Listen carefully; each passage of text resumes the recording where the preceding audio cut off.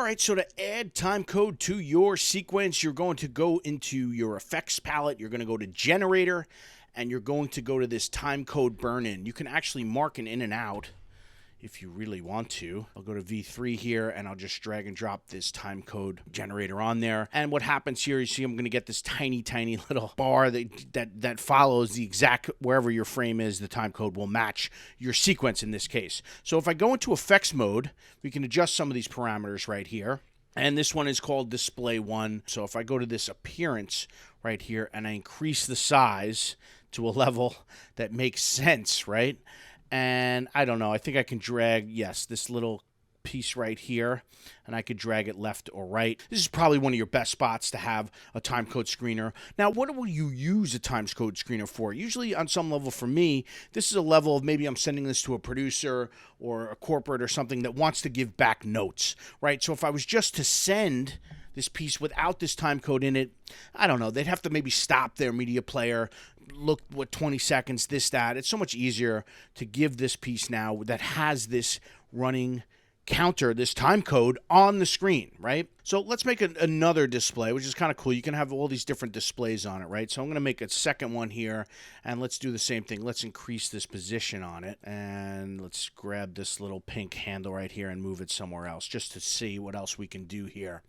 Time code display 2. Remember, I can turn this on and off with this little button right here, but let's keep it on.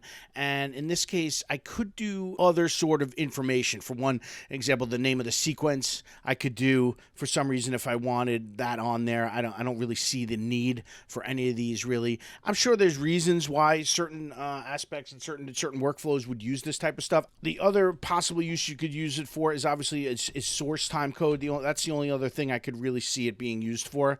Let me edit in something right here, and I have this clip of B-roll, and if for some reason, I don't know why, somebody wanted to log it based off this screener with time code, and I could put the time code burn in, and instead of having, let's do the same thing again, and instead of having the time code of what the sequence is, I could actually have the time code of the source footage. If someone was shooting a camera with time of day time code, maybe that could be helpful in certain ways.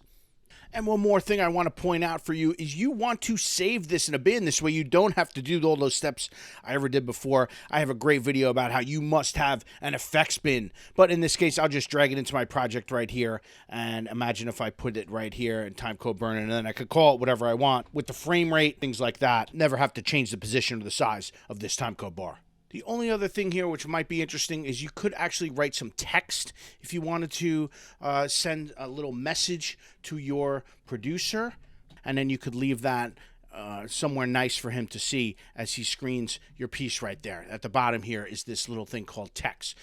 So hopefully now, if a producer does tell you, hey, can you make a screener for me with timecode on it? You can see now in Avid, very, very simple to do that. Generator, timecode burn in, and then you could make your screener, export it, and then you'd be done. And you would have enough time to drink a lot of beer. So what kind of beer would you start drinking this weekend? I was recently out on a fancy dinner with my wife, and they had a beer selection menu here for something I'd never heard before called the LIC Beer Project, which is a fancy name for a brewery in Queens. And this project made this beer called Higher Burnin', very good, strawberry, juicy fruit, and nectarine. You'd be surprised that these flavors could work with a beer, but it did. It tasted very, very delicious.